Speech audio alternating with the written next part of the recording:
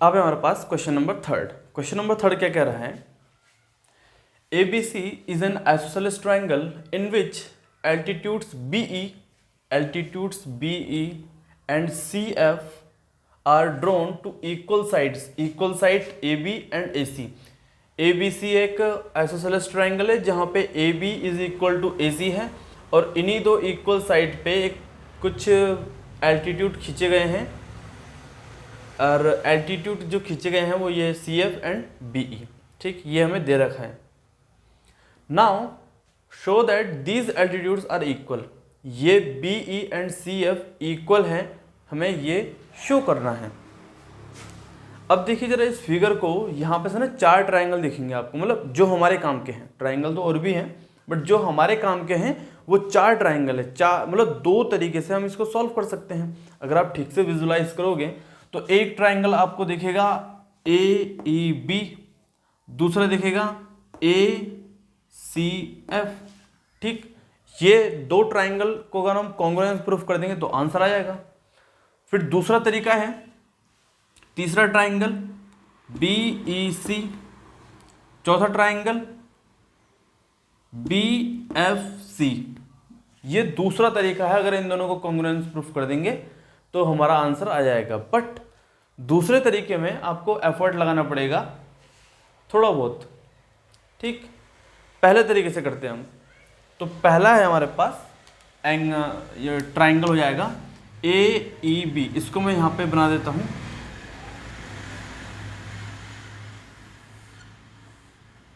तो AEB ये वाला हो गया, ये है A, ये है E, ये है B।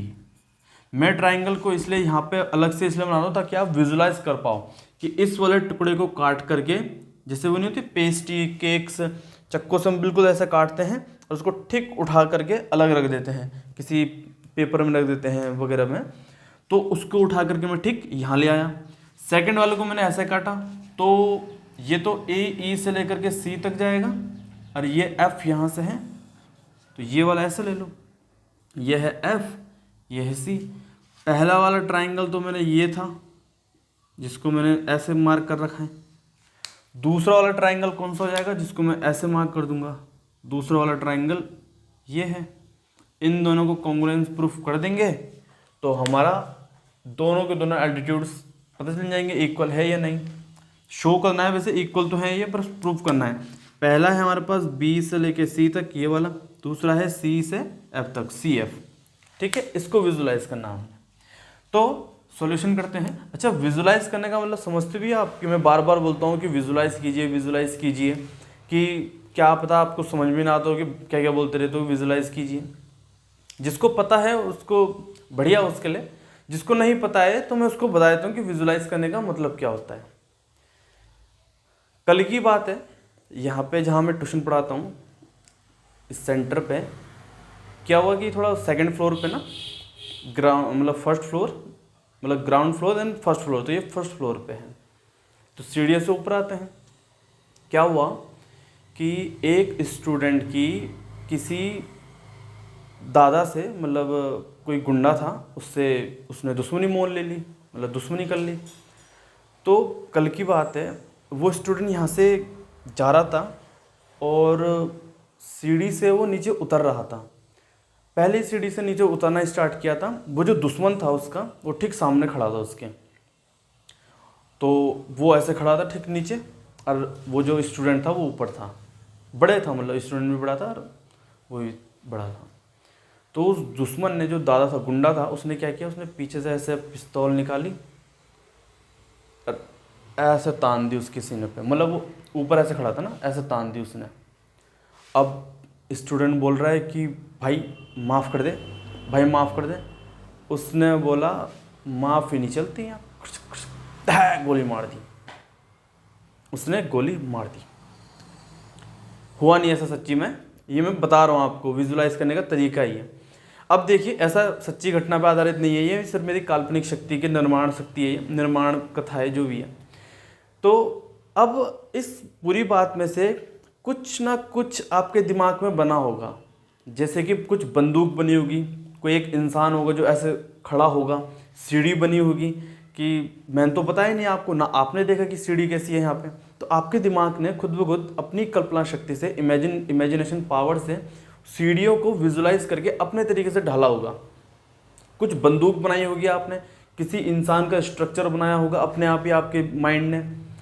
ये जो आपने किया अभी, ये जो मस्ती भरी बातों में जो आप करते हो विजुलाइज करना, इसी को अगर आप मैथमेटिक्स और साइंस में उतार दोगे ना तो चुटकियों में समझ में आ जाएंगे सारे के सारे कॉन्सेप्ट। जितने भी बड़े बड़े ये साइंटिस्ट मैथमेटिशियन हुए हैं, ये विजुलाइज करके ही बहुत आसानी से सीख पाए हैं और ये सिखा पाए हैं दुनिया को। इन्होंने थ्योरम लिखी, कई सारे प्रॉपर्टीज़ प्रोड्यूस की, बनाई, इन्होंने ऐसे ही बनाई। तो विजुलाइज करने का सबसे सिंपल तरीका है, अगर आप 1+2 को जोड़ रहे हो तो अगर आपके दिमाग में 1 और 2 का नंबर फॉर्म हो रहा है तो आपकी विजुलाइजेशन ठीक है। अगर आप 27 + 32 को जोड़ते समय आपके दिमाग में 27 जैसे कि 2 + 2 7 + 32 बन रहा है ऊपर नीचे कहीं भी, तो आपकी विजुलाइजेशन पावर ठीक ठाक है। विजुलाइज कीजिए, जल्दी सीख पाओगे आप। तो यही है विजुलाइज करने का तरीका। बेसिक मेथड यही है कि आप अलग करो इसको, ऐसे ज्योमेट्री बहुत इजीली हो जाएगी। नाउ इसको सॉल्व कैसे करेंगे? सॉल्यूशन देखो, triangle AEB and triangle AFC दोनों में क्या क्या कॉमन है? पहले तो मुझे बताओ, क्या दोनों में एंगल A आ रहा है? एंगल A दोनों में आ रहा है, तो हम क्या लिख देंगे? Angle A is common, angle A is common. ठीक, एक एंगल तो कॉमन आ गया। दूसरा क्या है? AB is equal to AC, वो हमें दिया है। AB is equal to AC, ये क्या है? गिवन है, क्योंकि आइसोसेलेस ट्राइंगल है। थर्ड वन हो जाएगा, देखो ये परपेंडिकुलर है ना, जो ये हैं ये परपेंडिकुलर है एल्टीट्यूड्स। नाउ जब ये वाला 90 डिग्री है, इसको 90 डिग्री बोलते हैं, तो ये वाला भी 90 डिग्री होगा और ये वाला भी 90 डिग्री होगा। तो यानी कि ये वाला 90 डिग्री है एंड ये वाला 90 डिग्री है। ये तो इस वाले के लिए, ये इस वाले के लिए। तो angle AEB is equal to angle AFC क्या है? 90 डिग्री के, दोनों बराबर है। एंगल साइड एंगल, तो by ASA triangle AEB is congruence to triangle AFC। हमने ये प्रूफ कर दिया। तो क्या देखो, BE एक साइड है इसी ट्राइंगल की, बिल्कुल है। CF एक साइड है दूसरे ट्राइंगल की, बिल्कुल है।